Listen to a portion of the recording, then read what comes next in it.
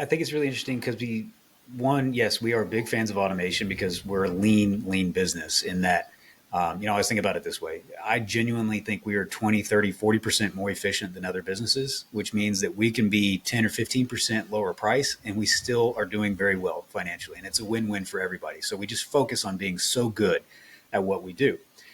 Now, with that context is we always want to make that focus on things that are non-value add, not to bring in some cliche like Six Sigma and lean practices, but I genuinely believe that's true.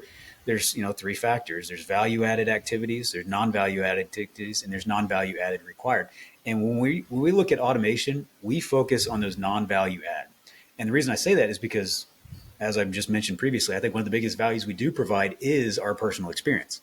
So yes, I absolutely are implementing automation across our business, but we're trying to be very intentional about not applying automation that removes the personal experience, but applying automation in places that allows us to go back to a more personal experience. So it's just trying to be, and there's a temptation.